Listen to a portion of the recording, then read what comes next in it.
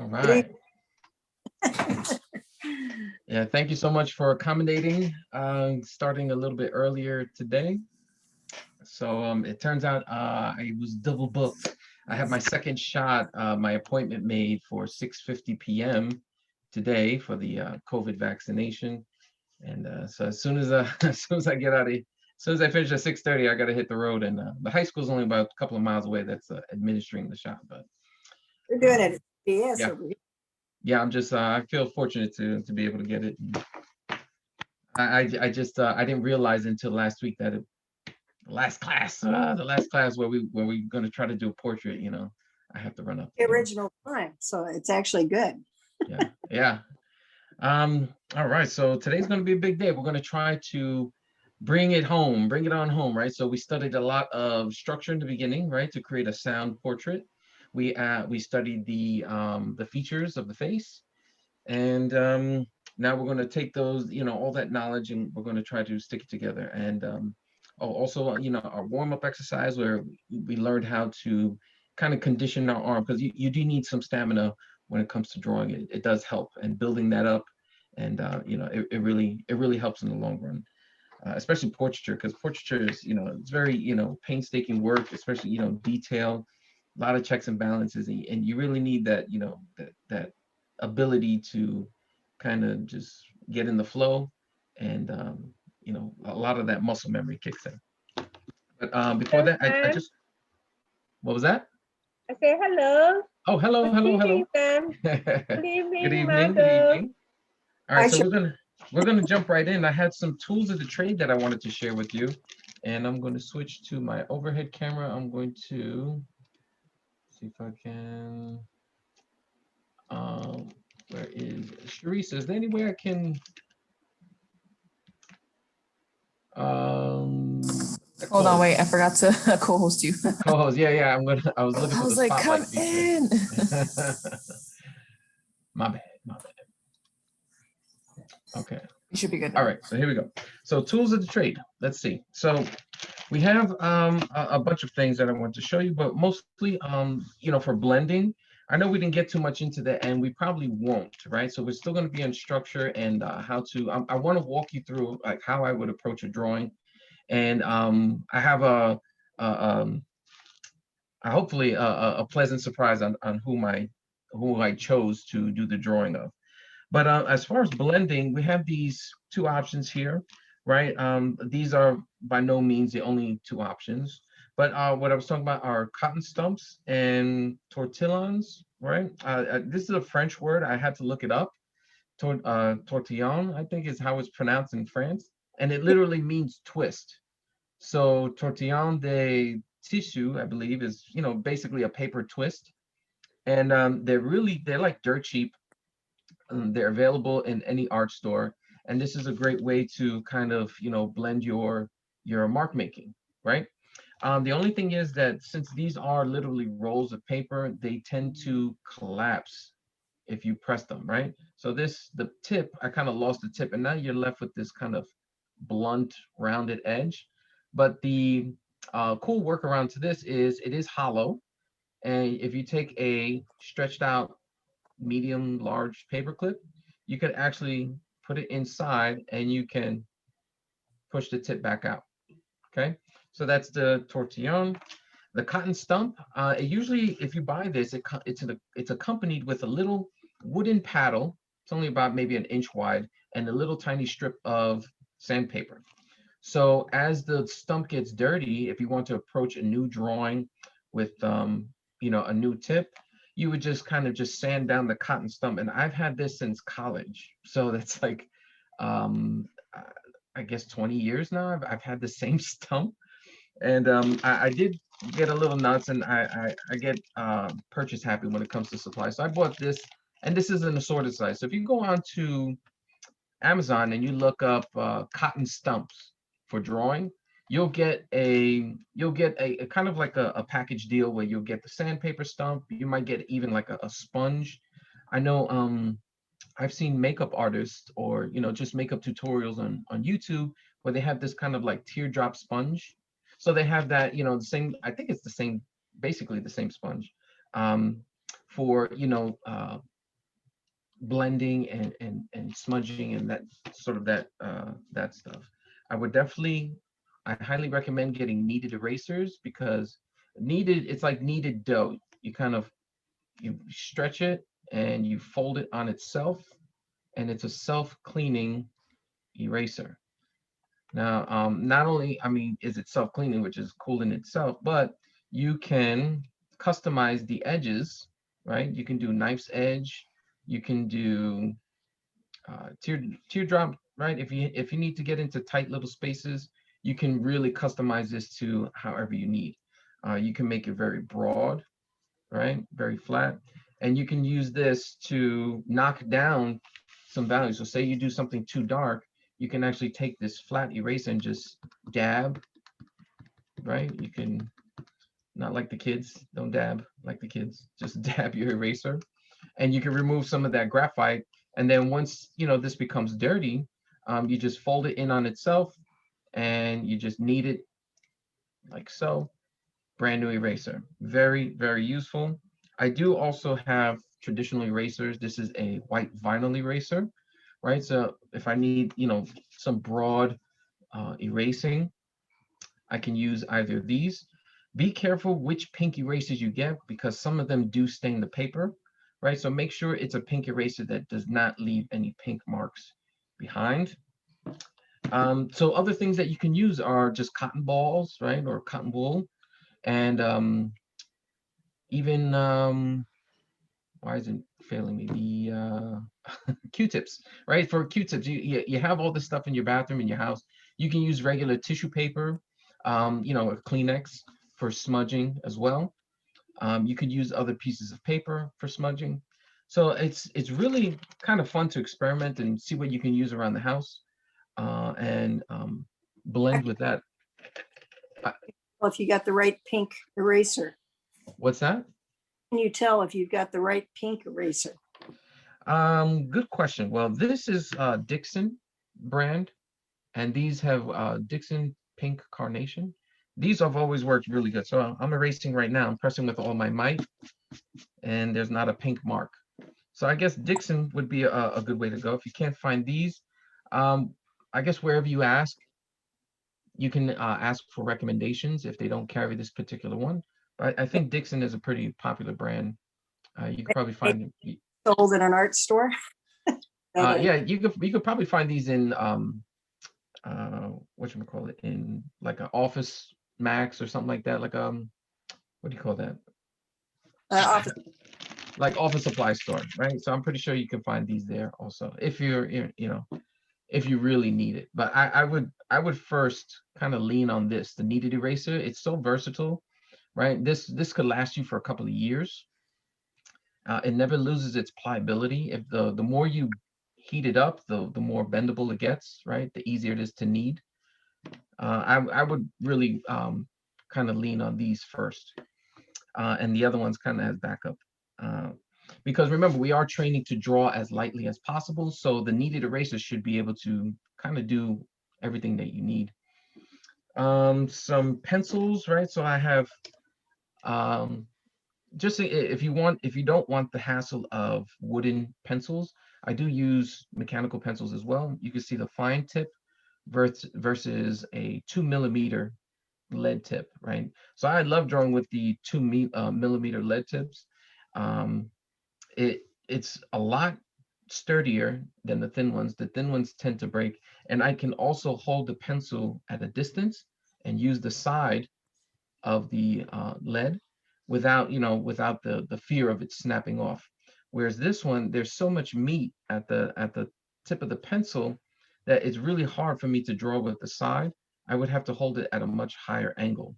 So rather than holding it like this, I would have to hold it more at a higher angle, and that might change the trajectory. It's just, this is more for like fine detail. If I had to get in close and add some hatching marks, I would probably tend to hold this more traditionally for fine detail.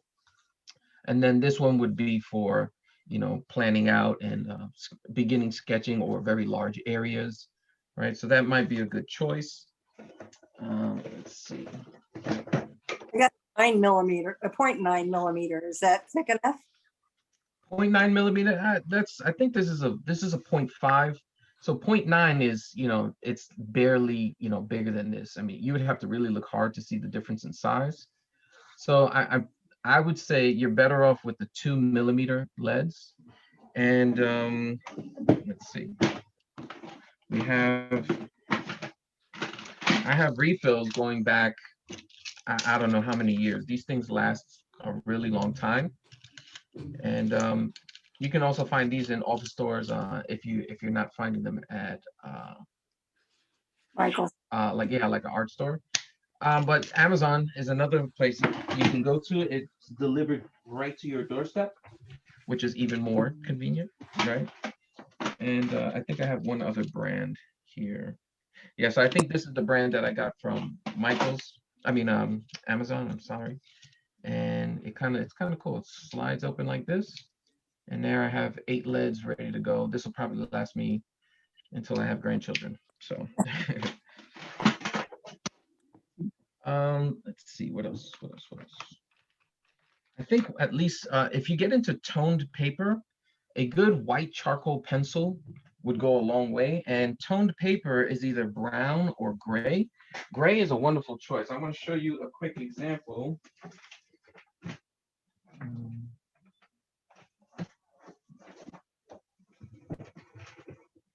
Oh, my gray notebook is missing in action. So I have a toned tan book.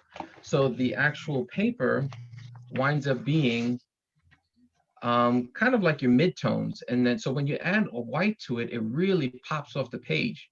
If you're always starting with white paper, you always have to build up all the tones. And this paper just kind of takes off some of that workload.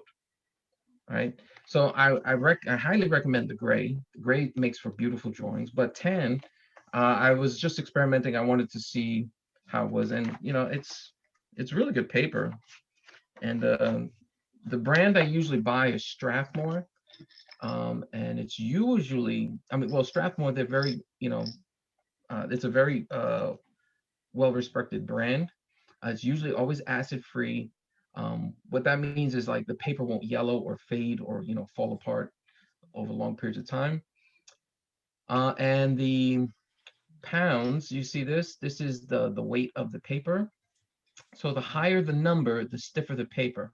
So think of like oak tag versus tracing paper. So it's very, think of flimsy. So if this is a low pound, to say like 50 pounds, it's very flimsy and it probably can't take that much abuse.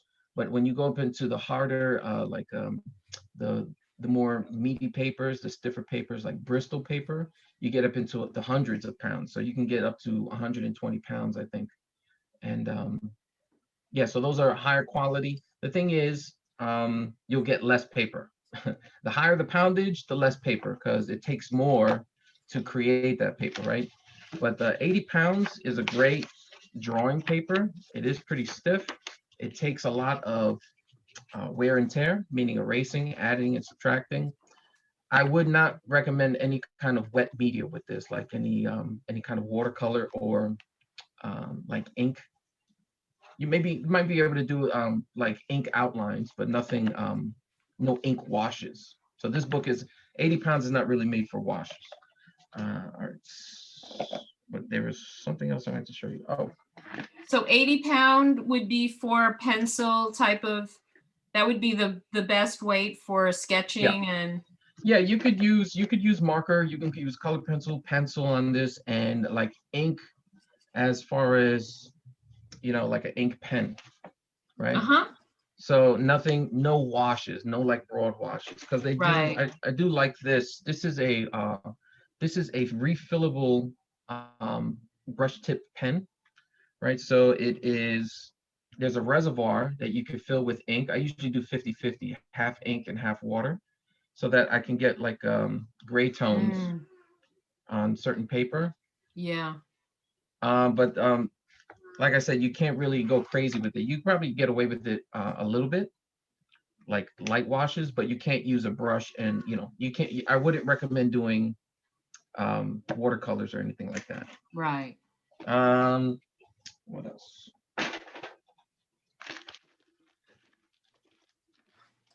That's it. Oh, I want to mention brushes for blending.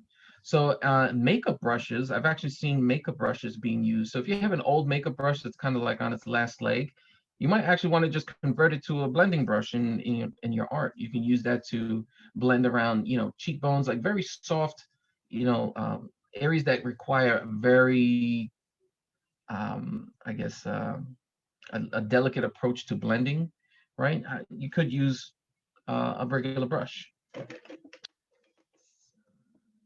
All right, so let's get to the drawing because I know time is a ticking. And my surprise guest is probably the most famous Hoboken, the Hoboken Knight. Are you guys called Hobokenites? Would that be correct? Don't Because know. I was kind of making myself crack up. I was like, are they Hobokeneers? Are they The Hobokenites? Hobokenites, right? I think Hoboken Knight sounds good, right? So all blue eyes here, right? And I have them actually attached. I'm going to switch my camera. So I have them attached to this device here that I made out of poster board, right? It's filled with the styrofoam filling.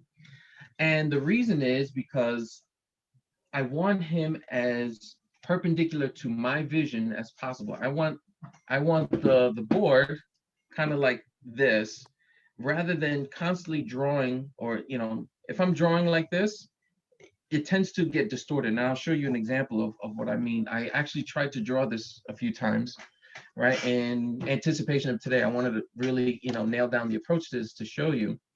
And one of my first drawing came out distorted. It was because I was drawing on a flat surface, and I was looking at the picture correctly, but I was drawing on a flat surface. So you may want to either devise a way of drawing, keeping your drawing surface elevated, right? So I have an easel over here. Sometimes I do draw vertically.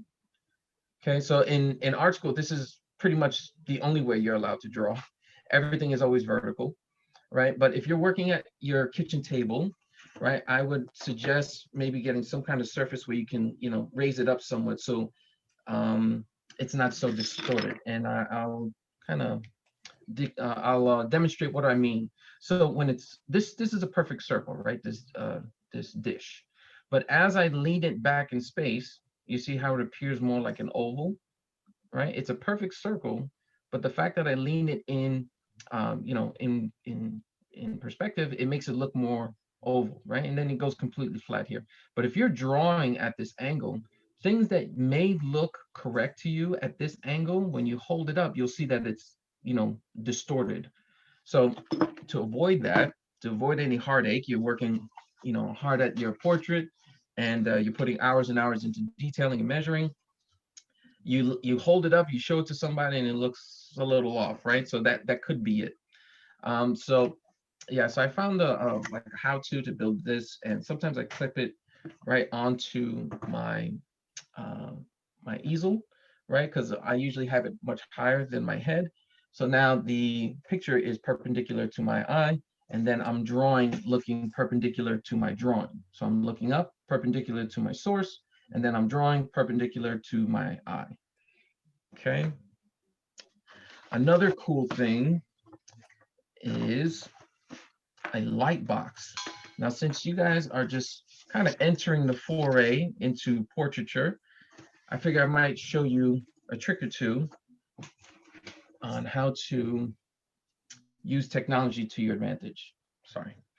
So a light box is literally just a tool that shines light upwards, right? And what you're supposed to do is lay pieces of paper on it. So you might have a source material like so, right? And then you put a blank sheet of paper on it. And then when light shines through it, it's almost like onion paper. You can see right through, and this image will appear, right? So if you don't want to purchase a light box, but you do happen to have a tablet of some sort, a workaround is you get a white background. So all I did was look up, I actually looked up on Google, right, on my iPad, white background. I saved it as an image, right? I open that image and now I pretty much have a homemade light box. So when I put it down like this and I put my image, that light is shining through. Now it doesn't look like it's shining through because I have a light above it that's shining very bright. But if I was to put another blank sheet of paper, okay, blank sheet of paper, and I shut this light off, it looks like there's no paper on top. Okay, so I have my image here, and I'll say you just wanted to map out the face, right? You're not going to stay here and painstakingly copy the detail, because that would be going against what we're trying to do here. The scope of this is learning how to draw portraiture, right? So, but this would be used like a kind of like a checks and balances. You could even take your drawing. Oops. You could take your drawing and put it on top of here and see how close you came to nailing down those measurements, right? Now, the only thing is that you would have to be drawing a one-to-one portrait, right? So your picture, your drawing, and the source material would have to be the same size so you could overlay it, right? But I guess the workaround is if you had the picture directly on your iPad, you could size it to however you need it and then lay your drawing over top and see how accurate you are. Now, if you don't have a iPad or light box, during the day, you could actually take your drawing up to a window. Any window that's just shining sunlight through can be used in the exact same way. As long as there's light shining through the back of your source, it will go through the paper, right? Because paper is translucent, it's not opaque. Now, the caveat is the paper should be like drawing paper or sketching paper. If you're using those heavier, dense papers, light probably won't pass through it, right? So that's the only caveat. So like, again, this would be for like training purposes. I'm not even sure if this brown paper would shine through. My guess is, yeah, it does. So it's a little bright. So Sam, you mean like to get used to drawing the shapes and get comfortable with the various shapes on the face? Yeah, so I would say like if you were to draw just the rudimentary things, I'm talking about breaking down the planes of the face, getting the dimensions, the height and width of the drawing, making sure that all your features are parallel, eyebrows, eyes, nose, lips, chin, right? Cheekbones, that kind of stuff. If you can use this as a checks and balances. You can draw things by sight and then use a light box to kind of check to see whether or not they line up. See how accurate we're. You know, it's like you're checking your work, basically. So this is kind of like a fun workaround using a light box. Because believe it or not, there are a lot of famous artists who use whatever technology was available to really create, you know, stunning images. All you have to do is look up either the camera obscura or the camera lucida. Those are two tools that were used, you know, a few hundred years back when the prism was discovered. And famous painters like Vermeer used the camera obscura. So it was literally a lens that he would use to peer through, and the light coming through the lens would project an image that he would, you know, paint and draw. Same thing with, I think the artist name is, I think it's Ang. It's pronounced Ang, right? He's a famous artist, very famous for his portraiture, and he used to use a camera lucida. That's what I was told. I'm not sure if it was ever confirmed, but they said they do believe that he used one of these. And it's literally just a viewfinder that you look through, and it appears to project an image on the paper below. So you have a person in front of you, and you have this mechanism in front of your eye, and it bounces using a mirror at a 45-degree angle. And when you look through the viewfinder, right, which is glass, it picks up that reflection, and it appears as though your image is on the page, right? So people like Leonardo da Vinci, I think he would have been a huge proponent of using whatever tools you needed to get, you know, to become better, or, to get the job done, basically. My next cool tool is anybody know what this is? Sam, can you let people in from the waiting room? Oh, yeah, sure. I think you probably have some people that didn't know it was at 5 today. No, there's nobody in the waiting room. I'm the one monitoring all of it. Oh, all right. Yeah, Yeah, they're I think coming. everybody's okay. All right, Thanks. so this is probably something that's been around since the Greeks. This is called a proportional divider, right? And you could actually make this homemade. I mean, it might be a little tough going, and these aren't really that expensive. You could use this to measure out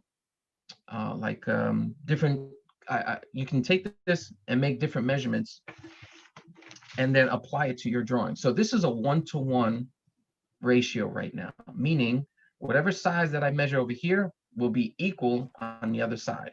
So if I'm measuring over here, I mean, I could just use this same measurement and then transfer it to my drawing, and I could check. It's like, all right, the pupils should be this far, and then you check your pupils, right? But say you're using a little photo that's 3 inches by 4 inches. You would change the pin. You guys can see these holes on there. And when you change the pin, you're actually changing the measurements. So now I've changed the pin. So this side appears smaller and this side appears to be larger. So now it's an enlarger. I can measure something that's small over here, and I'm enlarging it on this side. And you can go all the way down the holes here to where, you could be measuring something very small and it can enlarge it, something very big over here. So if you were measuring the ear, right, and I take the top measurement at the top of the ear and the bottom of the ear, you can see now on my drawing, the ear would appear that large, right? And you wouldn't move this pin. You would just keep measuring different things around here, say like the width of the forehead, right? Now on the other side, I have the exact width of the forehead that would be proportional to that drawing. So this is a pretty simple tool, but it's pretty amazing if you can master it.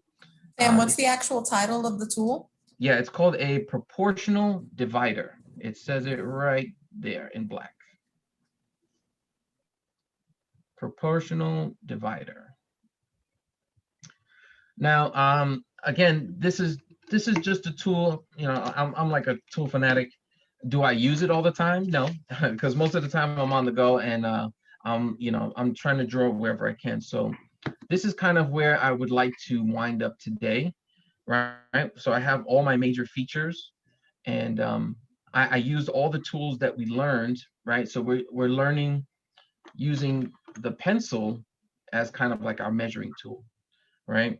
So with the pencil, you would measure everything between, the tip of the pencil and wherever you place your thumb on the pencil. And that's how you would create your checks and balances. Okay. So I don't know if you've ever seen an artist hold up their thumb. They're actually using the digit of their thumb as a unit measurement. So they're measuring things based on the height of their thumb, going sideways. The only thing is that you have to be very cognizant of the distance of your arm and make sure it's always the same distance, because whether it's closer or further away actually changes the size of the measurement. So, things that appear closer, right, they're larger. So now it appears it's a larger unit of measurement, and the further away it gets smaller. So if you keep changing the distance according to your eye, you're going to get measurements that are not proportional to each other, right? So that's just another tool. So let's see, we got features. So I would say continue your studies on planes of the face using tools like Sketchfab. You can use the rule of thirds, right, to kind of set up your portraiture, something that's pleasing to the eye. Anything that lines up on these, especially with portraiture, I feel, unless you're doing something very central and they're looking directly out at you. The rule of thirds can be a nice way of simplifying how to compose a portrait, right? Study planes of the face and different, popular angles, right? So Sketchfab is a great It's a great free tool that you can look up 3D models, right? You could look up Loomis,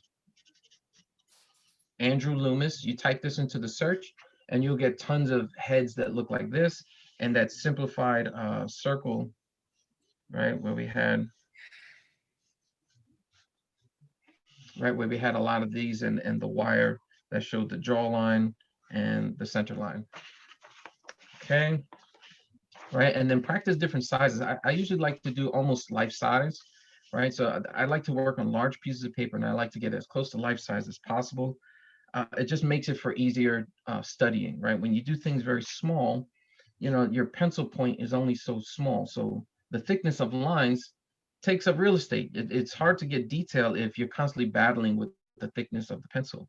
So the way around that would be to draw larger. So the size of my hand, right, is pretty much the size of my drawings, or, you know, perhaps larger than that. You want good source material, right? So Pinterest is a great tool. I found this picture on Pinterest. And here again is my first attempt at Frank Sinatra, and you could see how the eyes kind of drift upward here, right? I used a little bit of white out for the whites of the eyes. That's another fun tool to have. I saw a comic book artist using it, and I almost flipped my lid. I thought they only use, you know, pencil and ink. So Presto Jumbo Correction Ink. I've had this for a couple of years, right? You mix it up. There's a little ball in there. You press the little thing here, and then you can kind of squeeze out white as you need it, or just dab, you know, dot, dot, dot. And that's a good way to get simple highlights, which is another reason why to use toned paper, because that white will pop immediately, right? There's no question on what are the brightest things in this whole picture. It's the highlights and the shines in the eyes and a little bit on the teeth. Right, so I was drawing this picture away from me, so it actually looks something more like that, I guess. And then when I lifted it up, I was like, oh no, you know, I didn't make sure my things will line up. So even I fall prey to, you know, certain habits, and you have to be cognizant of, you know, how you're drawing, what your posture is, the surface that you're drawing, all kinds of stuff. So we went over features of the face. Does anyone have any questions of features of the face? Okay. I would also practice studying geometric shapes in perspective, right? Because all of these can be translated into, you know, features on the face, right? Think of any of the planes that you might have to manipulate. If you get good at drawing these things and then also manipulating these, so meaning if I cut off an edge, right, to make something look like it has a beveled edge, right? Think of like planes of the face, right? You have a lot of different planes of the face, and then you will be able to manipulate them and draw them any which way you want. But it's in large part being able to kind of manipulate any kind of shape that you can into, you know, from simple geometric shapes, right? So these are examples of 1-point perspective and 2-point perspective, right? So 1-point perspective only relies on 1 point. 2-point perspective relies on 2 points, right? So you have lines going from each side, right? Practice your Loomis constructions in different angles, right? Here we have neutral, up and down, and then left and right. And then really, you know, try to practice, you know, segmenting your thirds, right? So the idea is to make this more intuitive, so you don't have to think about it. Imagine if you had to think every time you took a step, right? All right, left foot, right foot, left foot, right foot. I'm going up the steps, elevate left foot, elevate, you know what I mean? It would be really hard. It's intuitive now. You don't even have to think about it. All you have to do is, you know, think about where you want to go, and your body does the rest. So in drawing, that is possible. It just takes, you know, practice. You have to put in the mileage, right? So this was kind of like the first face that we kind of attempted with the different planes of the face. So and I found all these resources for free online. I just, had to look it up. All right, so we're going to attempt to draw Frank Sinatra.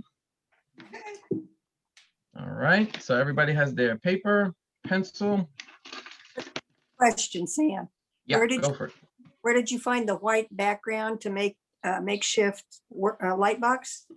I just typed in Google search white background, and it was, I think it was the first image on the page, and it just popped up.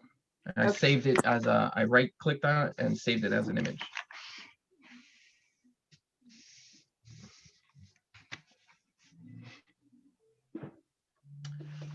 All right, so I'm going to try to, I'm going to share the image rather than you look at this, which is kind of bendy and might be warped. I'm going to share my screen. Oh, I got 2 messages in the chat. Okay, cool.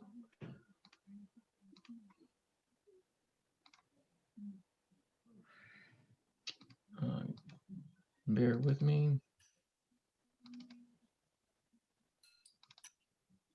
Okay.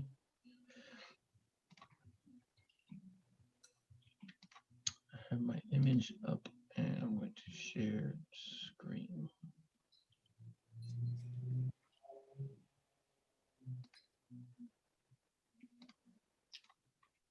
Okay.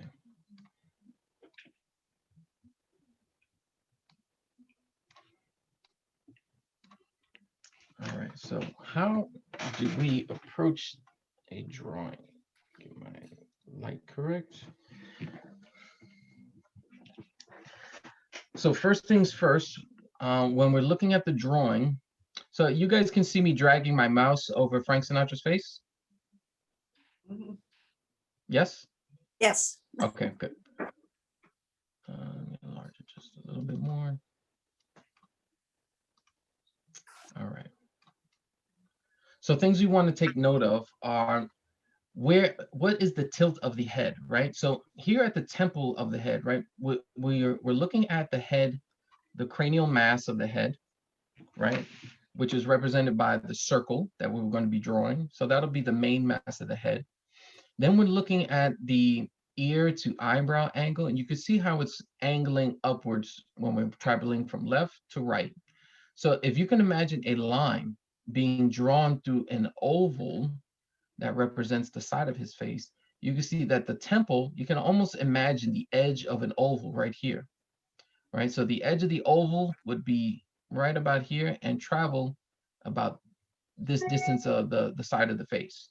Remember our 2/3 measurement, right? And that ear to eyebrow ratio, relationship would give us our angle of tilt, okay? Something else to note would be the tilt from the bottom of the ear to the nose. You can see how that's also tilting upward from left to right.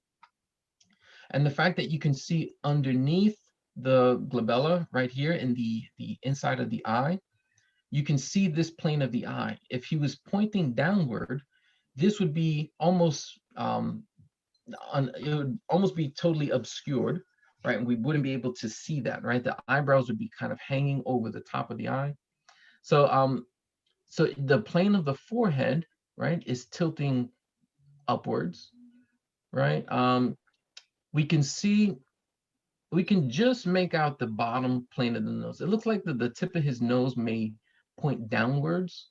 So for some people, when their heads tilt up, you would be able to see underneath the nose much more. But it seems like Frank Sinatra's nose naturally tilts downward, right? So that's just something to keep in mind. Let's discuss the thirds of the face. So from the hairline to the brow line, and then from the brow line to the base of the nose, they appear to be very similar. They're just about the same. But from the base of the nose down to the chin, it seems like this third is bigger than these other sections. So it's technically, it wouldn't be exact thirds. So you would have one section, 2 sections that are very similar in size, and then the lower third section from the nose to the chin would be a bit larger than the other ones. So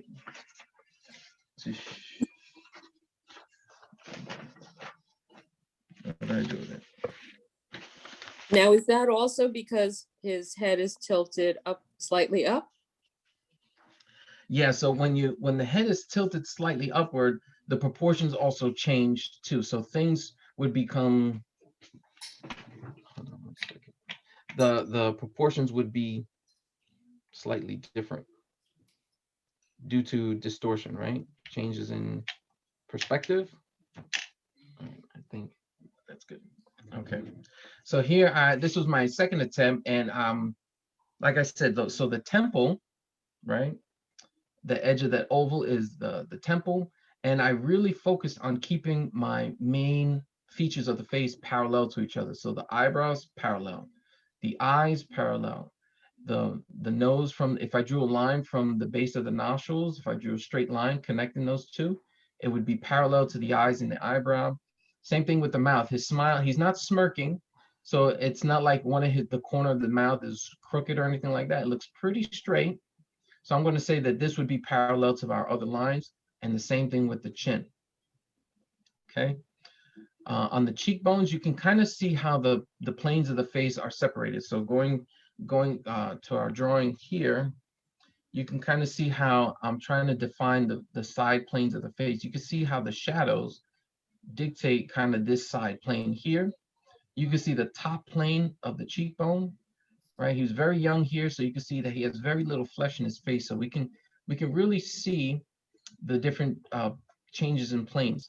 This highlight on the cheekbone kind of shows the turn of form, right? So we transition from one plane to another downward plane, right? And if we look at the lips, you can see how the upper lip is facing upward. I mean, the plane is pointing upwards because it's receiving a lot of light. But the plane of the lips below the larger lip is pointing downwards because it's more in shadow.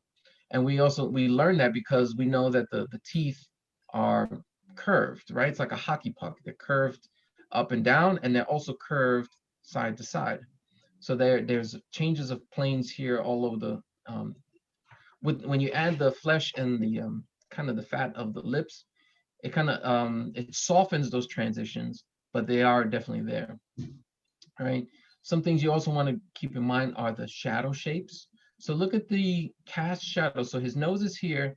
I know the light is coming from above and to the left, downwards to the right, because the shadow from his nose is showing me that. So if I drew a line from his nose to the shadow, I'm seeing a line going in this direction, right?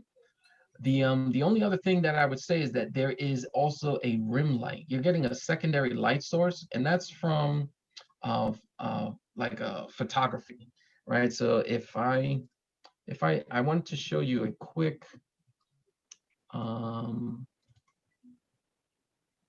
just a quick detail of what's going on in photography, right? So this is the lighting. So studying lighting will also inform you somewhat of how to draw and approach lighting and how you're going to light your figure. So this is a bird's eye view. Imagine you're stuck to the ceiling, you're looking straight down. The figure is sitting here and the photographer is standing here with this photo. You have a large frontal light, right? That's lighting up the majority figure. Then you might have another a light above the subject shining downwards for secondary light, a fill light, another fill light, and then you have a much more concentrated light that's like a beam pointed on the other side as they call this the hair or rim light, right? So you can see that you can see on this side, it's very well lit on the left side. There's a strong light source because it's casting a shadow. You can see the shadow on his neck, below his earlobe, on his next to his nose. But over here, we're getting this strong portion of light that technically shouldn't be there. If there was only one light source, all of this would be in shadow, right? But you have a strong light source. That's where that secondary light source is coming in, right? So knowing, just having a little bit of know-how of how photographs are taken could help you dissect what you're actually seeing. Because if he was outside in the sun or under a street light, right, it would be a different story. So here's an example of me, right, in a pitch black room and I'm shining a little LED flashlight on my face, you can see how if there's no reflected light or if there's no secondary light source, that light falls off and it's completely in shadow. We don't see that in the Sinatra. We don't see that in the Sinatra photograph. Let's go back. Okay, so let's approach this. I'm going to change my exposure.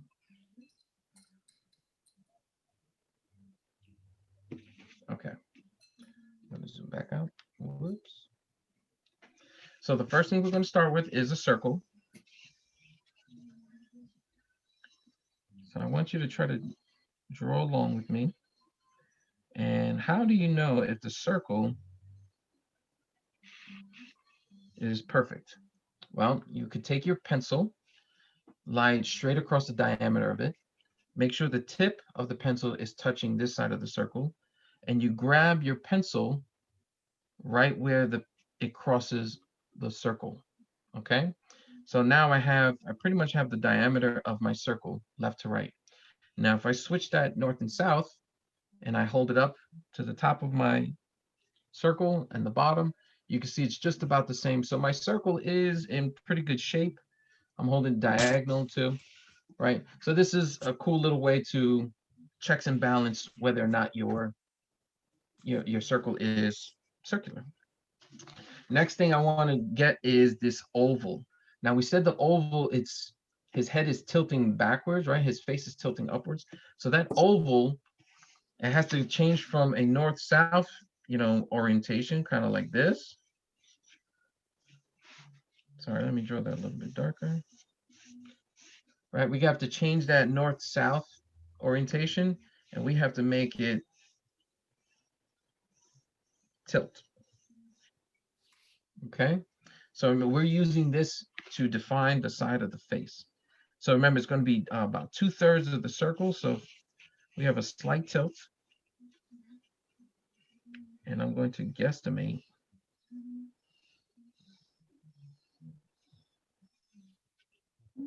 about 2/3. Now, how do we measure whether or not this oval is wide enough, right? So if we look at the distance from, imagine the ear is not there, right? And we can just see the back of the skull. The back of the skull would be the outer edge of the circle. And if we look from that edge to the temple, that would be about the width of our oval, okay?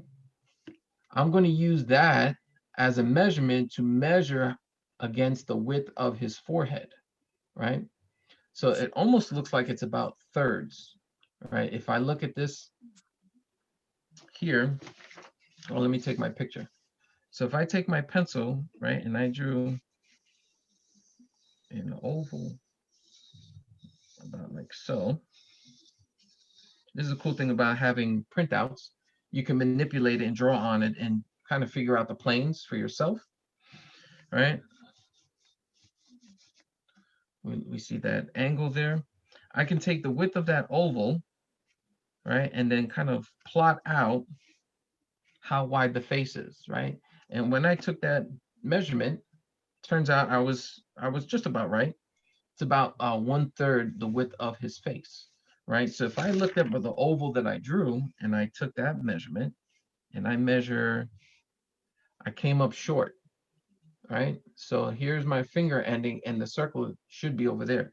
So that my oval is too skinny. It needs to be a little bit wider. So I'm gonna move it out just a bit. I'm gonna grab my kneaded eraser. I press super light, so it should come off no problem. There we go. Clean it up. This is why that side grip, where you just pick up the pencil, right, from the page, is so useful because I'm not putting any downward pressure. I'm literally holding on its side and I'm just turning. So there's almost no weight on the pencil. If you're used to drawing in the traditional sense, you're actually, the weight of your hand just leaning on the pencil point creates a lot of kind of torque on the tip, and you might be making stronger marks than you think you are, right? Whereas if you hold it to the side, you can make very light, drawing lines. All right, so let's check thirds, shooting for thirds. All right, that's a little bit more accurate, right? Now we're going to put in our north-south line, right? That was to show us the orientation. And then I'm also going to look at the angle of the ear. Okay, so we said it was about that angle, right? So I'm hoping they kind of match up. Yeah, maybe a little less. There we go. And from here, now we're going to start to map out the sections of the face. So we know that since his head is pointed upwards, our lines, we have a hairline, side to side. We have the brow line.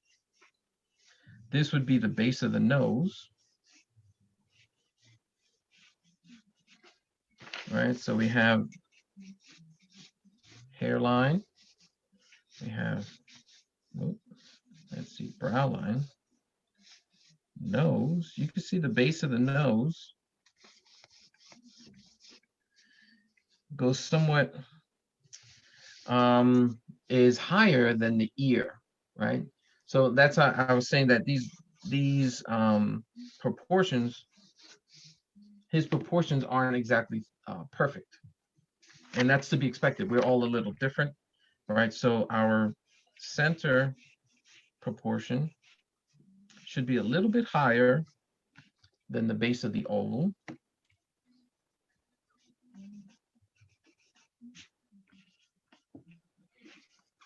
Okay, and now we have to figure out the chin. And we said the measurement from the base of the nose to the chin appears greater, right? If I hold my fingers here and bring it up here, it is larger than these two sections. So we're going to keep that in mind. So these are just about equal. Now for the lower one, I'm going to make it just a little bit bigger.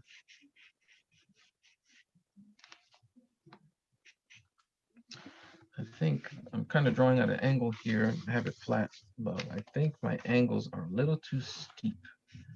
So I'm going to flatten them out just a little bit.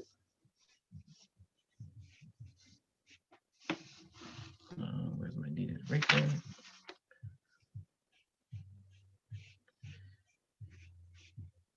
Sam, is it possible that you can enlarge the screen you're drawing versus the picture of Frank Sinatra? Yeah, once I share my screen, that kind of this So is wait, as I large as, have a solution for this. There's a little box, and in the box, there's another small box on the top corner. yeah. If you click that, it swaps the screen. Oh, really? Not for you, for people that are watching. So I have you, but I can see where people are confused that they just see the Sinatra in the. Okay. It will So work for computers, but not for Chromebooks, though. Ooh. because I have a So- swap shared screen with video, so you have to like swap it yourself.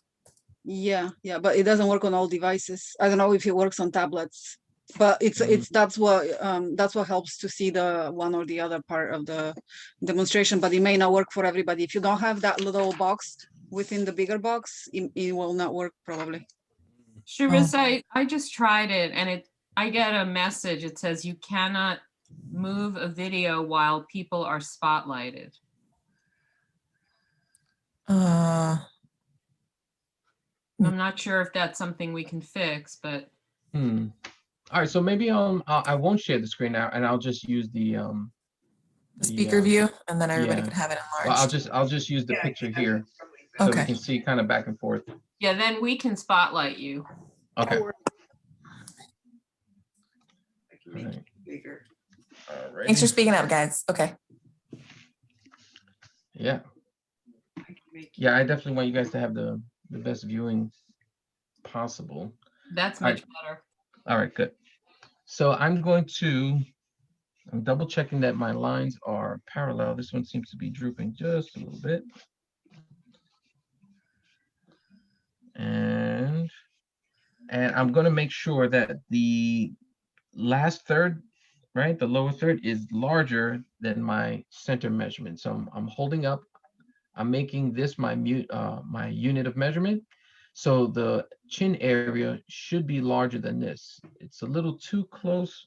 I'm going to make it, I'm just going to drop it just a little bit more.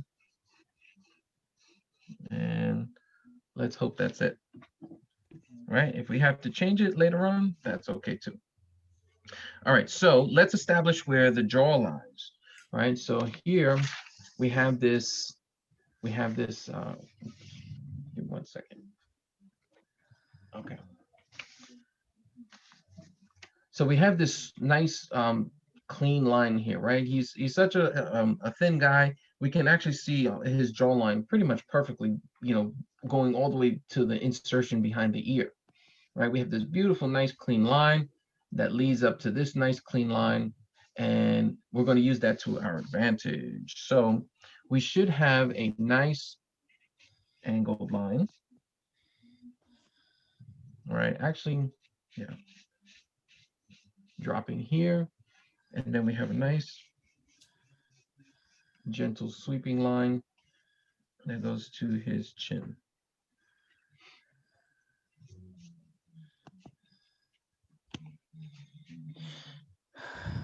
Chin line. Then I have my line over here. So I know that this might be a little bit off because of the width of the chin. It looks a little too thin, right? So you guys can see this is a lot of checks, balances. There's no easy way to do a portrait in the beginning. Once you start to draw more intuitively, right, you can make a lot of these measurements in your head, then there's a lot less clunkiness involved.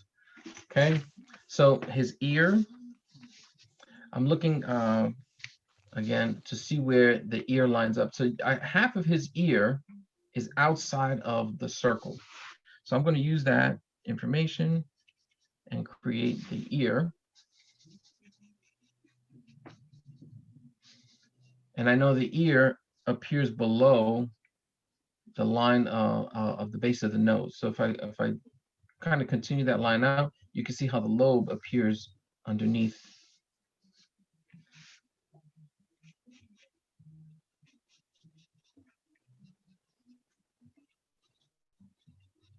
And the jawline lines up right with the ear.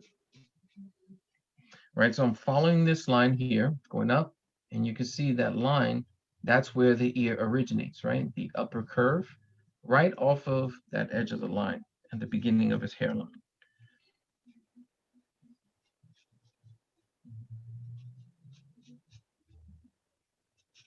We don't have to worry too much about the profile so much, right? So, you know, painstakingly going over the profile to make sure that every single, you know, bump and curve is managed. Right now, it would be, you know, it's overkill. Okay. Something else that we could create would be the center line of the face. So we can find the center line of the chin by this little indentation here, right? And you can follow that up, right, with the forehead. So it goes right through the glabella in a curve up towards the hairline. And we can see our center line, right?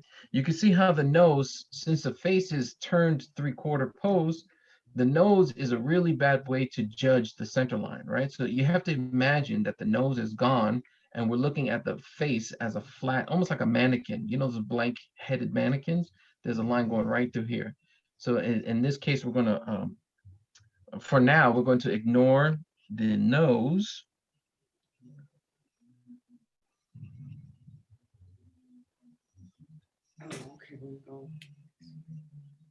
Very lightly drawn in that center line. Okay, so one thing that we could do now is create the shape of the hair.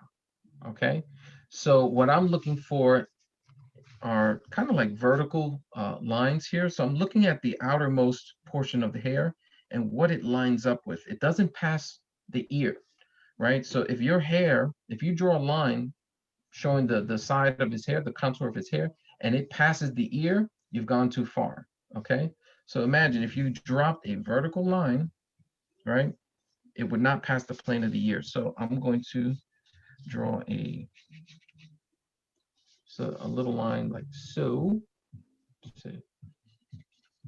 And now for these curves over here, I'm just gonna kind of draw like a stepping angle, right? So I'm drawing it in flat lines here, and eventually I'll curve those lines.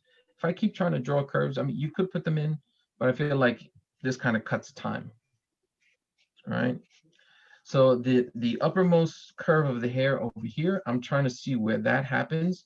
So if I think of a line vertically through the face, about where does that line up? And it's pretty much right to the right of the corner of the chin, right? So I'm looking maybe right about here. That's where the top of the hair, where it begins to curve back. Now I'm going to curve the hair down. I'm looking for this angle here, right? I'm trying to mimic that. And then this edge of the face, you can see how thin, right? The hair appears here. It's very thin, right? So the curvature of the face, we don't really see too great where the hairs are kind of going back in space.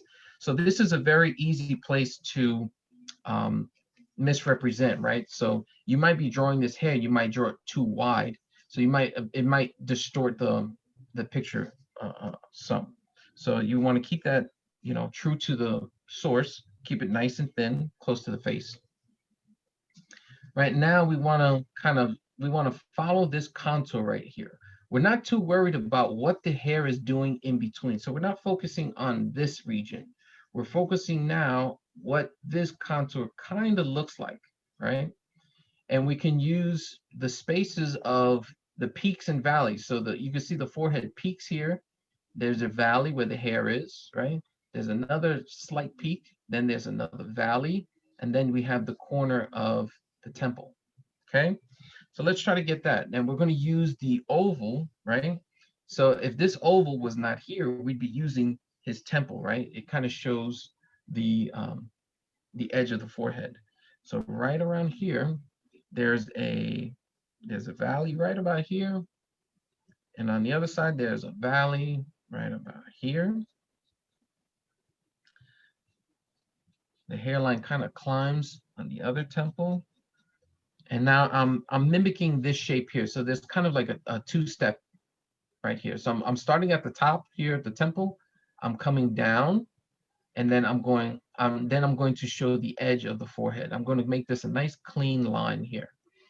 Later on, if I was rendering, this would be a much more subtle transition, but you can see the contrast between the hair here and the forehead. That's a very clean, that's as clean as lines can get in a drawing, in a portrait drawing. And now since we have the brow line, I can use that. You see how the hair on the side of the head stops right at the edge of the brow line? So I know that hair disappears here. Now I'm going to be changing the shape somewhat over here because the brow, there's a little bit of a peak, and that's due to the arch of the skull, of the orbital socket, right? The orbital bone here, it's pushing out. So studying a little bit of the anatomy of the skull will help you to understand what you're seeing here. It's not so much the flesh, it's the bone underneath pushing the flesh upwards, right? So now we have that.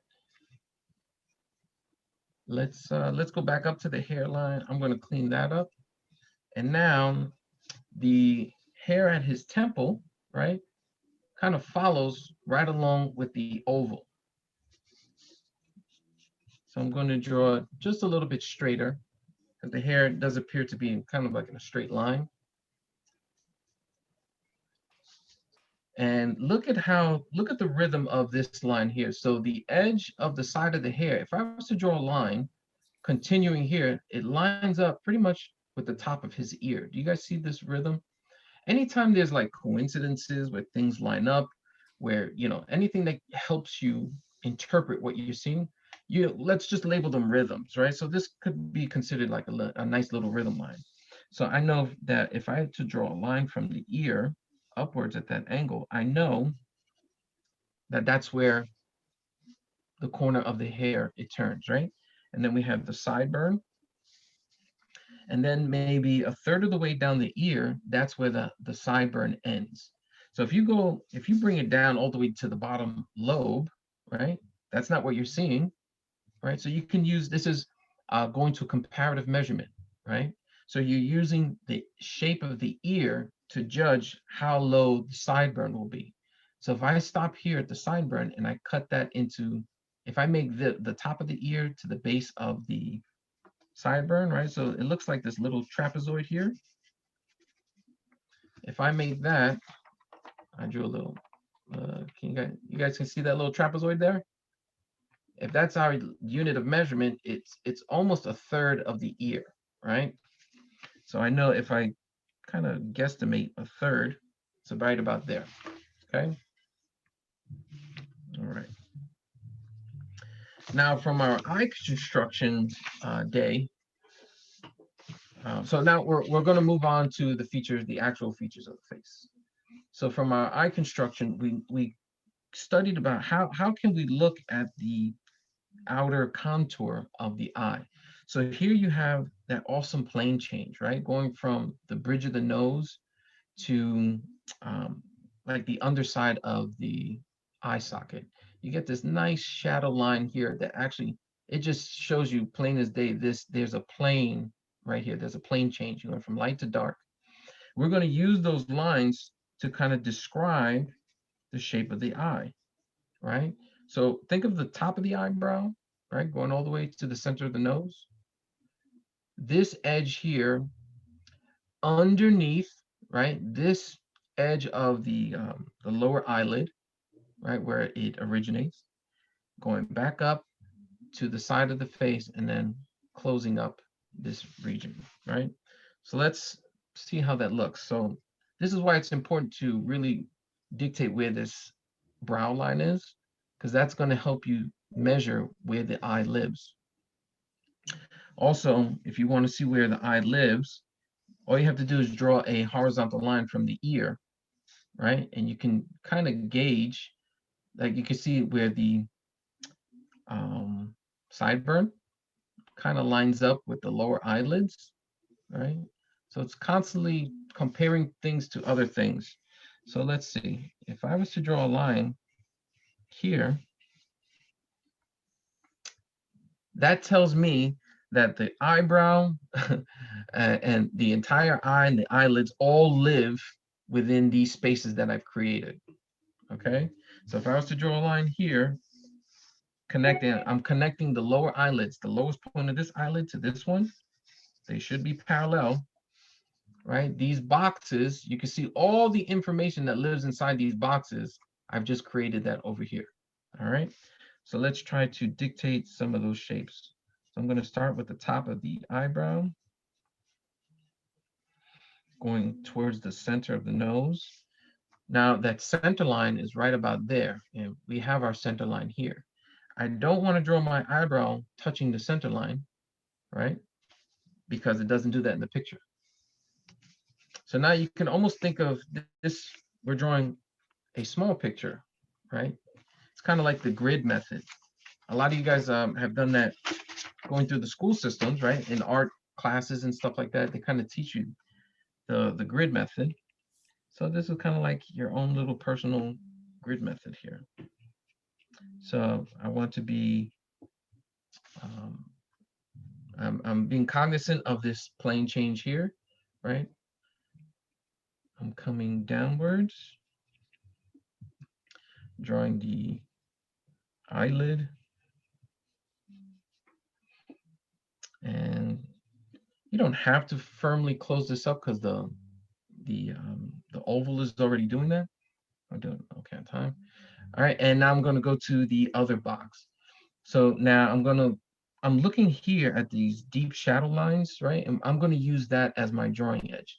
Now that doesn't necessarily show me so well the different planes of the face, right? Because there's a, well, I mean, it's such a strong shadow, so it kind of does, but there's a little bit of fuzz going on there because the nose, it has like a gentle sloping transition. So drawing a hard line here, you have to keep in mind that when you're shading, this is going to be a much softer transition. I would never put a hard line there because I know for a fact that the bridge of the nose is curved, right? So what I'm doing now, so now imagine I'm looking at this picture here. And whenever I'm using comparative measurement, I'm always seeing what smaller shapes can I see, right? So I'm looking at this shape here. I'm looking at the shadow shape and then the positive light shape that it's creating. So I want that shape, it looks like a little dove's tail, right? So I'm kind of cutting it off here with this line and I'm looking at this shape here, right? And then I'm looking at the curvature of the brow coming up. And now I'm looking at this triangle that's kind of made here, right? And I want to make sure all of these things, I'm finding them in my drawing. Okay. And I'm following the curvature of the eye. Now I kind of want to describe what's going on in here. Now, this is why I wanted to show the online, I wanted to share the image with my screen because this printout is a very, low res printout. It's not a high, high res printout. And you can't really see the transitions of space here. But one of the things I want to be cognizant of is this line here, right? So I'm looking for that. This is almost a vertical line. We want to add just a little tiny bit of curve to it. All right, but it does look almost vertical here, right? It's a very straight line. And then this transition here, this looks also pretty straight. What I want to get is this shape here.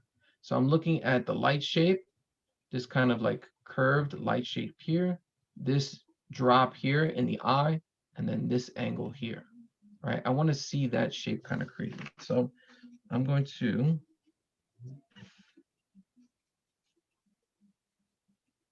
kind of do something like that.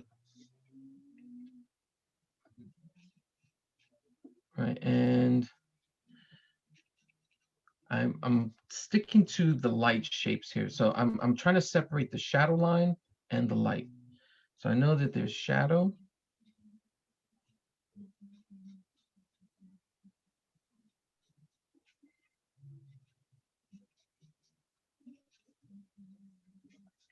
That's a difficult thing to kind of work out, right? It doesn't look like anything, but what I'm trying to create are the places that the eye will live. And I'm almost positive that my shapes will change. Right, so this is more like that. Let me have a strong curve. Now, since he's smiling, right, and he's smiling with his eyes, the lower eyelids are kind of pulled up a bit. And if we were to draw a straight line going across, right, further dissecting these boxes, you can see that those lines almost create thirds inside our boxes. So I'm looking from this original baseline to this line, then from here to here, right, the top of the eyelid, and then from here to here. So I'm further breaking down things that I'm seeing so that I can process that information on my drawing, right? So if I was to split this up into thirds, right, 1/3, 2/3, that's where this light shape appears. That's the eye, right? So this weird shape that I created, this is where the eye is going to live inside. Okay. Now we want to get into being more descriptive. So let's take the left eye first. Trying to get more light on this guy. All right, so I'm looking at the crease of the eye over here, and I tend to be a little bit more comfortable drawing curves from left to right. rather than starting over here and then curving downward. I don't know, to me, drawing away from my body feels more natural, and it's up to you, right? So it's kind of preference on what you feel more comfortable with. Now, the lower eyelid appears a little bit higher than the hooded portion of the eye here. So wherever I drew this line over here, I know that this point is lower than that point. And it's just by a little. So if this is the line here, I'm going to start just a little bit lower, and I'm going to start the upper eyelid construction.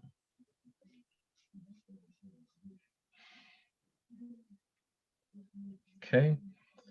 Now, when we had originally broken down the eye, it was a very revealed eyelid, and we even broke it down into thirds, right? We had 3 different planes on the eyelids. Now here, he has a pretty well hooded eye. So all of that goes kind of like out the window. And we're really just trying to focus on the subtlety of this fleshy part of the eyelid, this part, the eyelid itself, and the eye. So there's just a little sliver of eyelid there. This is where size of your portrait really comes into play. If I'm using a 2mm lead, how fine a line am I really getting to distinguish between those 2 lines, right?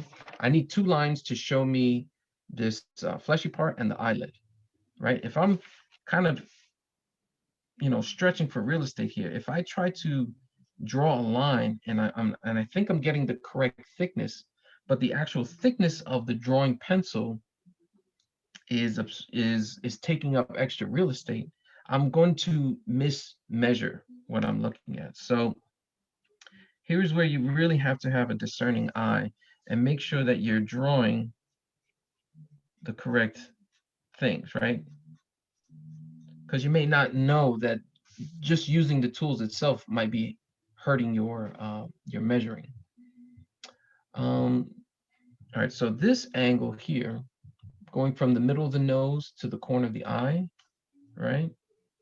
There's space here, right? It goes to the tear duct, the inner tear duct. We need to see this plane. And this plane should be wider than the upper eyelid, right? So I'm looking at this portion right here. So now I'm comparing this to what I'm putting over here. And whatever I put over here should be a little bit thicker than what's over there. I know, so specific in my directions. Over here, over there. All right. So now I'm going to close up the bottom of the eye. I'm going to create the little shape for the tear duct here. I'm going to stick to this line here because that's what we said. Now, what I did here, I naturally, when I pushed my hand like this, I created an upwards arch, and the actual opposite is happening, right? So when we studied the eye, we said the cornea is a 3-dimensional thing. It's pushing outwards. So when the eyelid comes into the cornea, it bends, it gives way to the cornea. So wherever the eyelid touches the cornea, it actually bends away from it. So I need to reverse. I went upwards, and it should go slightly downwards.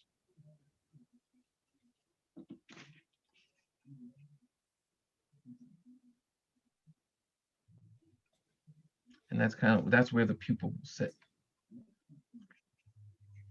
All right, as far as construction of this, the other thing that we can do is draw the shape of the actual eyebrow, right? So the hair is very sparse towards the beginning, right? So it's not going to be like a hard edge over here. So it's almost like it doesn't even exist, right? So it's just kind of like a few hairs that angle upwards. And then the main form of the shadow, the main form of the eyebrow appears pretty much in the center third. And we're going to use the space from the line that we drew above the eyelid here, right? For this fleshy part. We're going to look at this space here to judge where the eyebrow should be.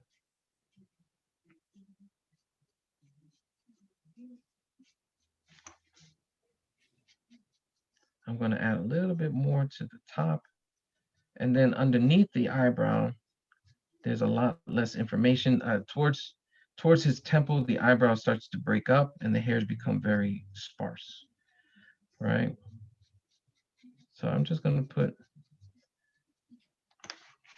a little bit of information there to kind of help me. All right, so now if I look at my center line, I know by just drawing these lines here, I've kind of darkened up an area. So let's look at this kind of triangle, this this triangle of light right here. I don't see that in my drawing. So I know that's not accurate. So I need to take that and fix it.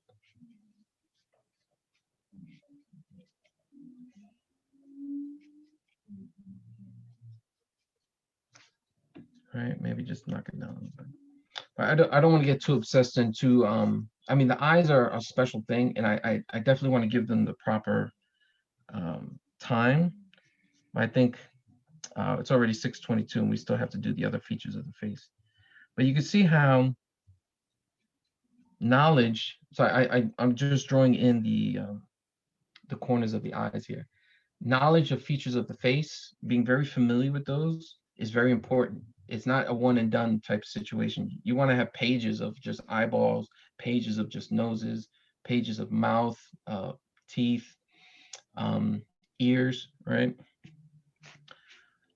And you want as much time with that as possible, because it'll only inform you once you get down to portraits. It'll only inform you later. All right, so let's move to the other eye. We have a pretty good foundation, right? We've created this triangle of light. We've always kind of started it there, right? And now we're just going to continue with putting information for the eyebrow. So I'm looking for shapes that I can find the darkest shapes of the eyebrow. I'm looking for the eyelid line.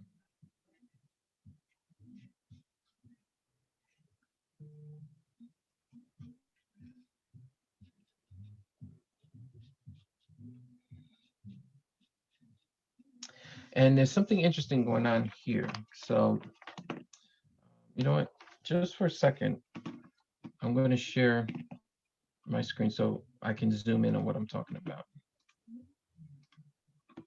Right, so, oops. So right here, right, or right with the eyebrow, remember the I was trying to emphasize that the thickness of the eyelid, right, on the day we did eyes, there's thickness to our eyelid. So you can see that the eyelid progresses past the eyeball, right? The eyeball ends right about here, but the eyelid wraps around the eyeball, right? Same thing with the bottom eyelid. The eyelid goes past the edge of the eyeball and it appears around the eyeball. So I want to emphasize that in my drawing, right? I want to try to correctly get the angle of the eyelid. His eyelid seems to be a bit more exposed on this side too, right? So it's obscured on the left side, but it's revealed on the right side. So this is where, you know, kind of we have to branch away from the symmetry, right?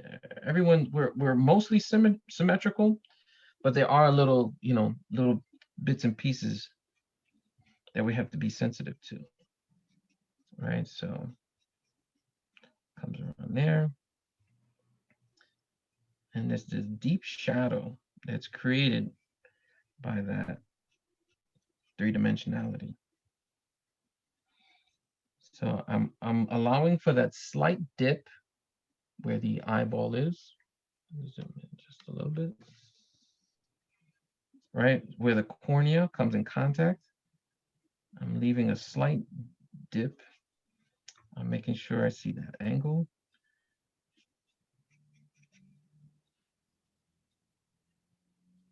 And all of this will be obscured in shadow for the most part. But again, I don't want to get crazy with the shading.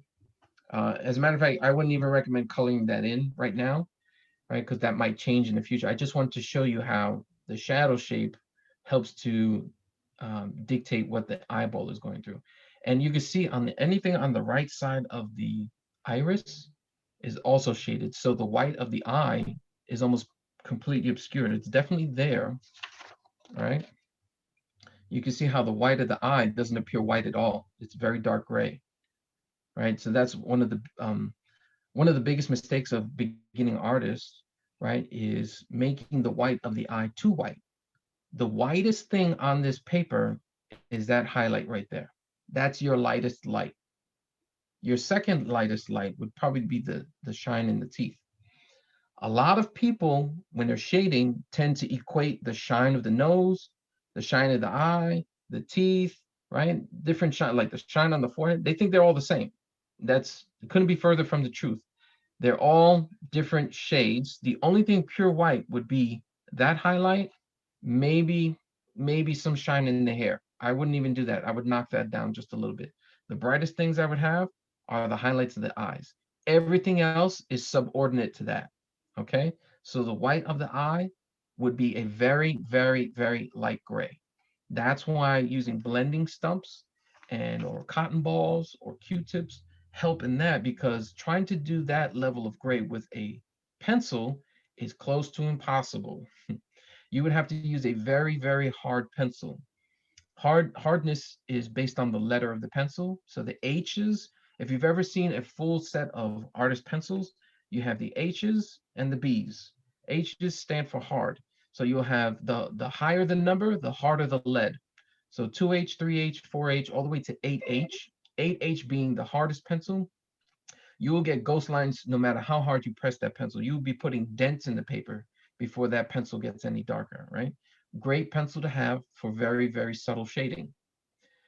B's is like a regular B pencil, meaning no number, just the letter B. Is a very versatile pencil. You could do light lines, but then you can also do some shading.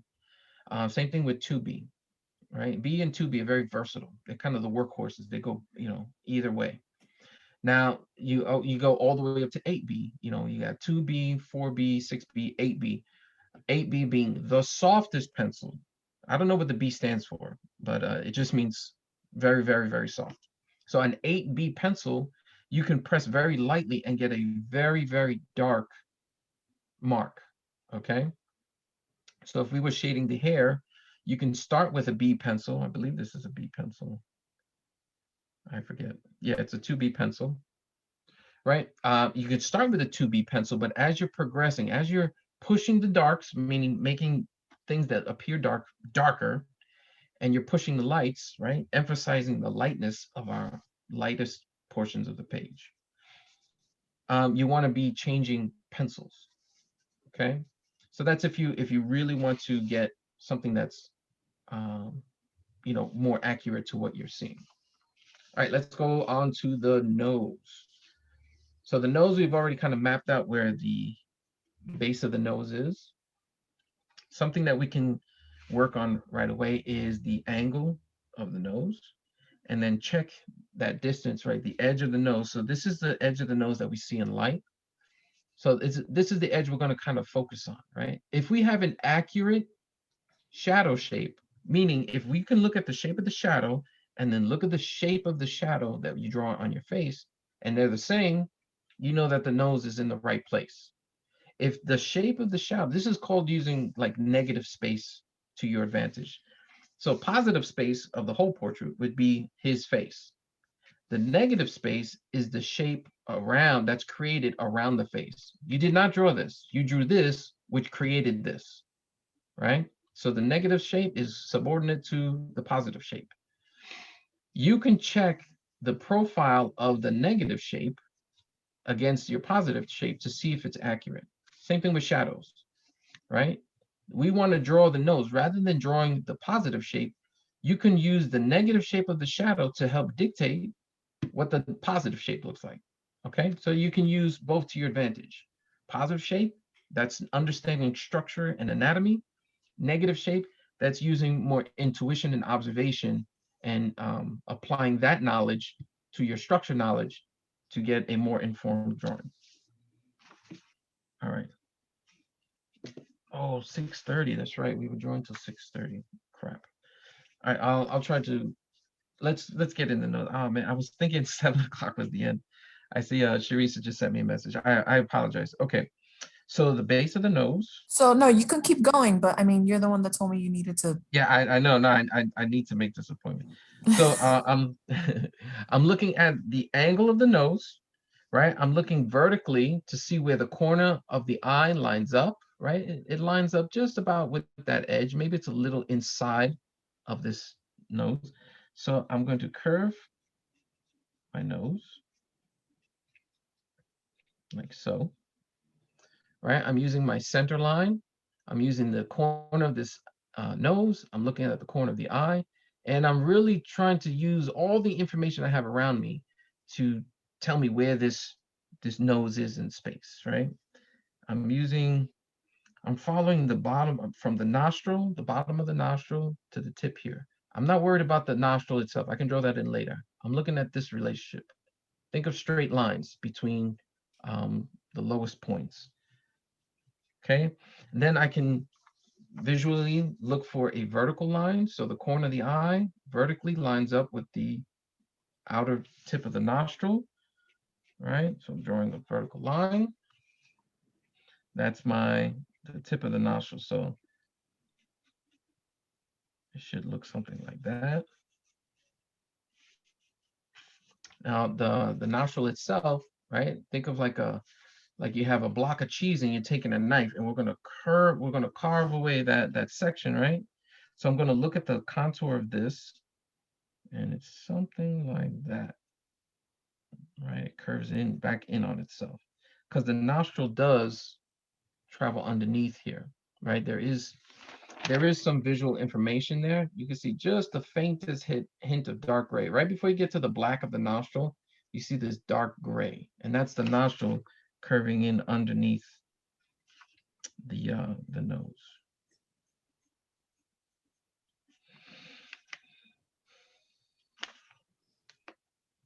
All right, there's just a little hint of that in the shadow, but we're gonna, for the most part, we're going to ignore that shadow shape. So I'm going to fix this shadow shape.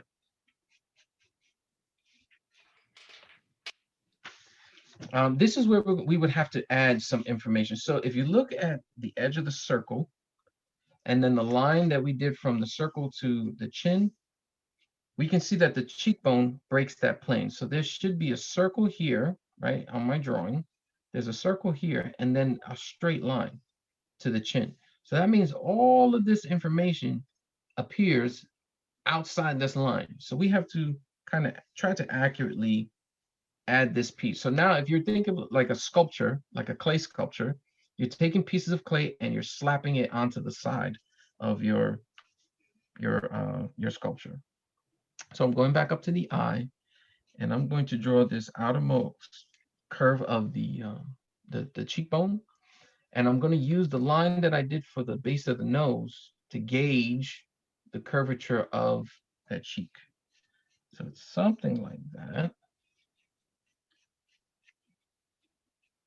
And yeah, for the most part, I'm going to keep it pretty straight. There is some change in, due to the lines and the flesh of the face. There is some waviness to that line. So there's kind of a slight bulge here, right? It comes out, goes in, goes out, goes in, right? But that rhythm line is very subtle, right? All right, so things that I want to focus on. I want to focus on this shadow shape here, and maybe that'll help me. Well, even before we do that, let's see about the mouth. So the mouth, I'm looking at the opening of the mouth. If I look at the opening, it's about halfway. So, instead of guessing, let's measure. So from the base of the nose to the teeth, that come back to the mouth. All right. So that is not quite 2 times, right? So here's one measurement, and then I bring it down here. It's more than twice the size there, right? So this portion down here is more than that section of there. So let's see, if I put a line here and I measure that, and I bring that down, that's about right. So this represents the opening of the mouth. I'm going to put a line for the upper lip and for the lower lip. So the upper lip, so in here, in this little bit of space, that's where the upper lip lives and the teeth. And then from here, the opening of the mouth, this is where the lower lip is. And then we have our chin. Okay. So maybe knowing now where the upper lip is, I can get a better idea of where this shadow lives. Where the crease of the cheek, right, from the smile line that we get. Can draw that in a little bit more accurately.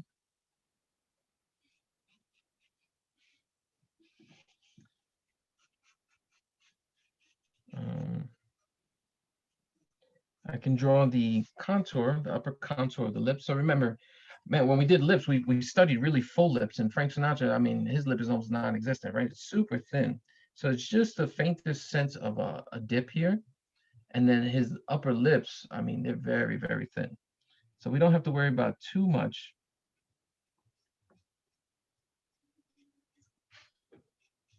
accuracy in what the lip looks like. It's almost just a shadow at that point. So I think I got a little lost. Okay, so I'm drawing the upper lip. I probably did it too high.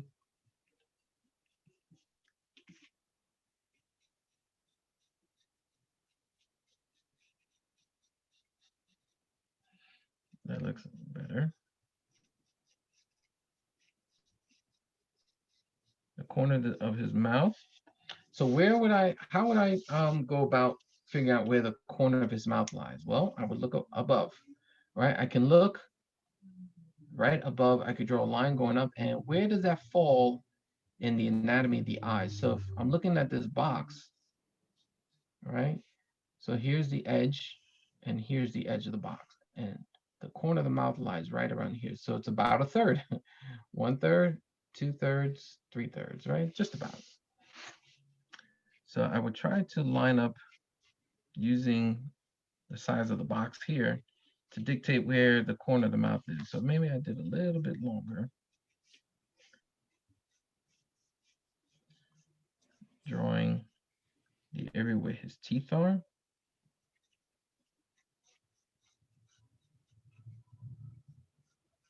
Putting in his lower lip.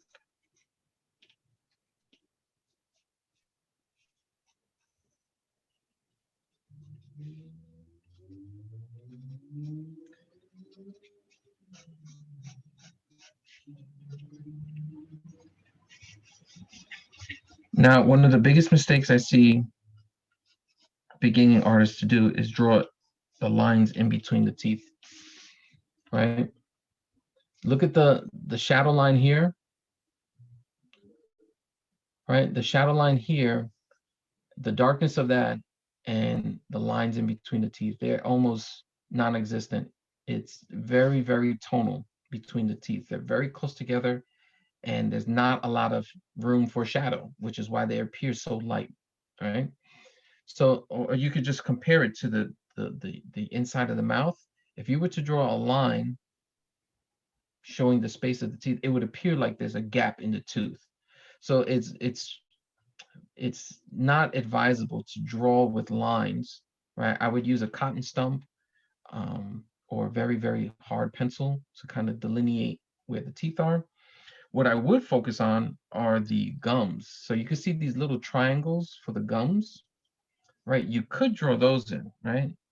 But you would have to be very careful in measuring, those out. And then that kind of helps inform the person that oh, I'm looking at teeth, right? Let's see. I mean, I could go on, but I think we're just about out of time. But I mean, this is kind of like where you want to be when you're at the end, right? Before you start shading, make sure you have a structurally sound drawing. Then take the time, right? Double check your work. I've given you some tips and tricks where you can double check. And then, you always start simply. This is how I approach pretty much every drawing now. I start with structure and I build up. Trying to do a full portrait in an hour and a half is very ambitious, I'm not gonna lie, right? I can spend hours on a portrait. Trying to do one, knock one out in an hour and a half, like I said, is very ambitious. It would have to be much smaller and with a lot less detail. But I feel like for the most part, portraiture, the larger you do the portrait, the more interesting it is. It just carries more, gravitas. And I think for the most part, we do have a lot of information here with the past classes where we studied the different parts of the anatomy, and the fact that we know how to create a drawing and then add and subtract and change things, measure them to make sure that they're accurate, right? Don't be afraid to erase. Consider none of your drawings to be sacred. Don't sit down and say, all right, this is the day, this is one's going to be the masterpiece. Don't do that. Don't set yourself up for failure. Kind of like you want to approach everything as a learning experience, and afterwards the result will kind of dictate what kind of session you had, right? I have my good days and my bad days, and that's about it. I found this picture. I didn't buy this picture. I found it for free. If you want to search it, just Google search Frank Sinatra. It's probably very easy image to find if you want to continue this drawing and push it further, right? I wish we had more time, maybe about 2 more hours. Thanks, Sam. But as far as intro to portraiture, I think you would be on a very good path with the information that we discussed here. I agree. All right, cool. Thank you, That's Sam. Very welcome, very welcome. Be Thank you. patient, be optimistic, and practice, practice, practice. Thank you, Sam. It was great. All right, Thanks. awesome. Thank you guys for being such a great audience and great students. Practice. I can't wait to see you guys in the future for future events and hear about your drawings and seeing them. And yeah, for now, We'll see you signing tomorrow. off. All right, yeah, see you for tomorrow for painting. All right, cool. If you signed up, awesome. We have a good one coming. Okay, But I great. gotta fly, so I'll see you guys. All right. Thanks again, Sharissa. Thanks, Teresa. Thanks, guys. Bye. Bye. Thanks, Sharissa. Thank you. Bye.